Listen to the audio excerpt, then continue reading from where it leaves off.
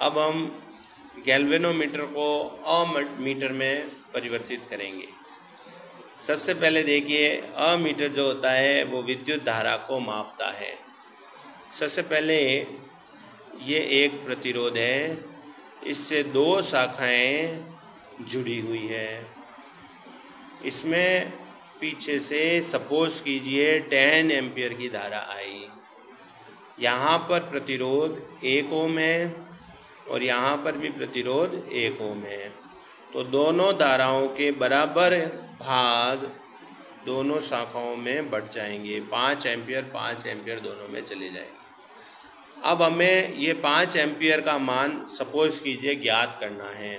तो हम क्या करते हैं कि इस नीचे वाली शाखा में धारा का मान ज्ञात करने के लिए एक अमीटर लगा देते हैं। जैसे ही हम एक अमीटर लगाएंगे उसका स्वयं का कुछ न कुछ तो प्रतिरोध जरूर होगा। वो प्रतिरोध इस 1 ओम के साथ में श्रेणी क्रम में जुड़ जाएगा। अब ये 1 ओम के साथ में इसका प्रतिरोध R डैश इसके साथ में जुड़ गया। तो जब ये 10 एम्पियर की धारा इस संधि बिंदु से बटना चाहेगी, उस समय इस नीचे वाली शाखा में जो कुल प्रतिरोध है वो 1 ओम प्लस R डैश होगा, जबकि ऊपर जो प्रतिरोध होगा वो केवल 1 ओम होगा। इस बार ये धारा 5-5 एम्पियर में नहीं बढ़ सकती है। इस नीचे वाले परिपथ में धारा का कुछ मान कम प्राप्त होगा। इसमें मानते हैं 3 एम्पियर चली गई, ऊपर चली जाएगी 7 एम्पियर। तो ये जो अमीटर श्रेणी क्रम में जुड़ा हुआ है, ये श्रेणी क्रम में जुड़ा हुआ अमीटर केवल 3 एम्पियर धारा को मापेगा। इसको रियल में 5 एम्पियर धारा नापना चाहिए था, ये नापेगा 3 एम्पियर। इसलिए ये मान त्रुटि वाला प्राप्त होगा। अगर हम चाहते हैं कि अमीटर लगाने पर वो 5 एम्पियर धारा नापें, तो इस R डैश का मान 0 अगर हो तो फिर ऊपर और नीचे शाखाओं में 1-1 ओम प्राप्त होगा और फिर यहाँ पर 5-5 एम्पियर आएगी। अर्थात अगर हम अमीटर आदर्श बनाना चाहते हैं तो एक आदर्श अमीटर जो होता है, उस आदर्श अमीटर का प्रतिरोध जो है वो 0 होना चाहिए।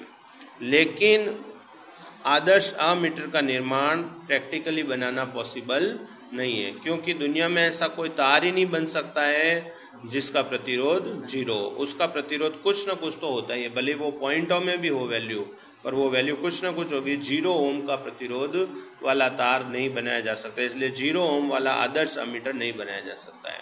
लेकिन अगर हम एक अच्छा अमीटर बनाना चाहते हैं तो हमारे सामने ये पता चल गया कि अमीटर का प्रतिरोध जो है वो अल्प होना चाहिए। अगर अमीटर का प्रतिरोध 0 नहीं होकर पॉइंट ओम में हो तो वो एक अच्छा अमीटर कहलाएगा, क्योंकि फिर वो जो 10 एम्पियर जो धारा आ रही है वो इसमें पॉइंट ओम में वैल्यू जुड़ेगी, तो वो 5 के आसपास 4.99 एम्पियर इसमें प्रवाहित होगी।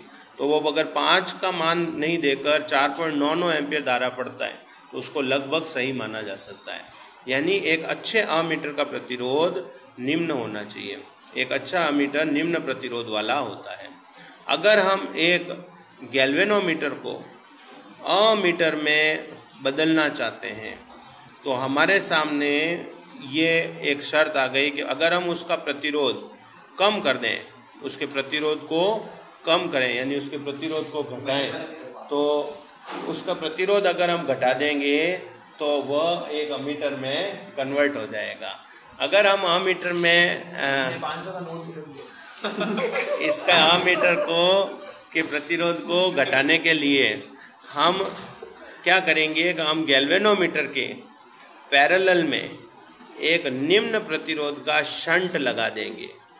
एस का मतलब शंट प्रतिरोध है। गैल्वेनोमीटर के पैरेलल में अगर हम निम्न प्रतिरोध का शंट लगा दें तो वो गैल्वेनोमीटर का जो प्रतिरोध है वो कम हो जाएगा, और गैल्वेनोमीटर का प्रतिरोध कम हो जाएगा तो वो इक्वल्स टू अमीटर के परिवर्तित हो जाएगा। यानी गैल्वेनोमीटर का प्रतिरोध घटाने के लिए उसके समानांतर क्रम में अल्प प्रतिरोध लगाना पड़ेगा, क्योंकि समानांतर क्रम में अल्प प्रतिरोध लगाने पर वह जो है उसका तुल्य प्रतिरोध घट जाता है। अब अगर इस गैल्वेनोमीटर में देखा जाए कि धारा आने वाली धारा आई है तो इस गैल्वेनोमीटर में जो धारा जाएगी वो IG हो जाएगी और ऊपर जो धारा जाएगी वो I माइनस IG हो जाएगी।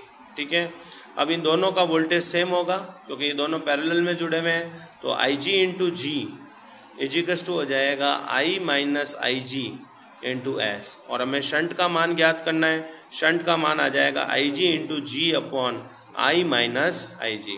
यह शंट निकालने का फॉर्मूला है। इसमें IG का मतलब गैल्वेनोमीटर की पूर्ण विक्षेप धारा, G का मतलब गैल्वेनोमीटर का प्रतिरोध, और इस कैपिटल I का मतलब है अमीटर की परास। ओके।